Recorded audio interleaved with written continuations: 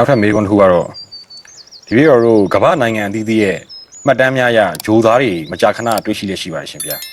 အဲ့တော့ဂျိုးသားတွေကတကယ်ပဲရှိပါသလားရှိခဲ့တယ်ဆိုလို့ရှိရင်သူတို့တွေကဘယ်ပုံထဲမှာပါပါလဲရှင်ဗျာ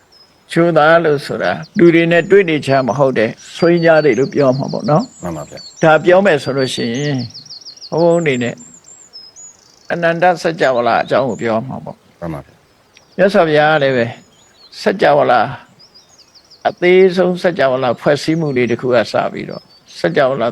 ၃မျိုးဖွဲ့စည်းထားတာပြောတယ်ဘုရားကစัจ java လာဆိုတဲ့စကားလုံးကိုတော့မသုံးခဲ့ဘူးလောကဓာတုဆိုတဲ့စကားလုံးကိုသုံးတယ်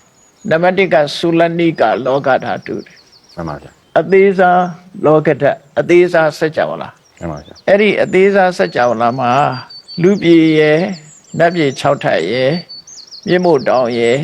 လေးချွန်တမြင့်မို့သဘောမျိုးအခုလို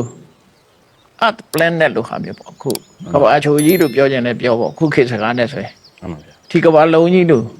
ဟာမျိုးပေါင်းအရေးအတွက်1000ရှိတယ် မှန်ပါဗျာ အဲ့ဒီ1000နဲ့ဖွဲ့စည်းတာ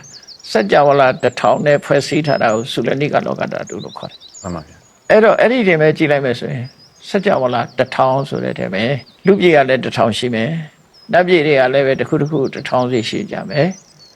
ဒီသူတို့ရဲ့ဒီနေရာ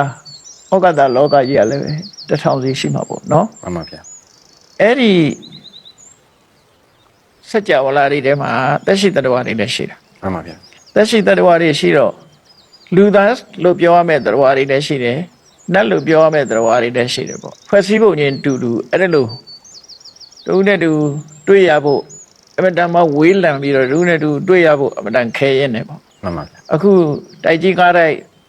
ခဏခေတ်မှာအတ planet မှာရှိတဲ့ပုဂ္ဂိုလ်တွေကတော့ရှင်တွေရဲ့အကူအညီနဲ့တွေ့ရှိနေကြတာပေါ့နော် မှန်ပါဗျာ သူတို့ကြတော့အလုံးကိုဝေးလံတဲ့နေရာဆိုလူတွေလက်လန်းမမီတဲ့နေရာတွေမှာရောက်ရှိနေတဲ့ပုဂ္ဂိုလ်တွေကဂျိုသားလို့ခေါ်တာဖြစ်ကောင်းဖြစ်လိမ့်ဂျိုဆိုတာ planet ပေါ့ဒီနေရာမှာတော့နော်အဲ့ဒါတွေဟာသတ္တဝါတွေပဲပြောမယ်ဆိုရင်လူသတ္တဝါတွေလည်းဖြစ်နိုင်တယ်သူသဖြင့်နတ်သတ္တဝါတွေလည်းဖြစ်နိုင်တယ်နော်လူတွေနဲ့မရင်းနှီးတဲ့သတ္တဝါမျိုးစားတွေဆို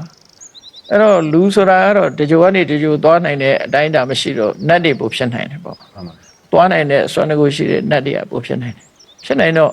ဂျိုသားဆိုတာရှိနိုင်သလားဆိုရှိနိုင်တယ်ပေါ့စัจ java လာတွေရှိနေသည့်အတွက်ကြောင့်သတ္တဝါတွေတတ္တလောကကြီးရှိသည့်အတွက်ကြောင့်လူတွေကခေါ်တဲ့သက်ရှိသတ္တဝါဂျိုသားဆိုတာရှိနိုင်ပါတယ် မှန်ပါဗျာ ရှိခဲ့ရင်သူတို့တွေကဘယ်ပုံထဲမှာပါတယ်လဲလို့ဆိုရင်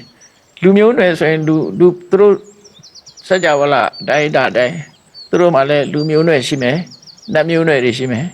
နတ်ဖြစ်ခဲ့ရင်နတ်မျိုးနွယ်တွေပဲပါမယ်နတ်ဘုံတွေထဲမှာပါမယ်လူဖြစ်လို့ရှိရင်သူတို့စัจ java လာရဲ့လူဘုံထဲမှာပါ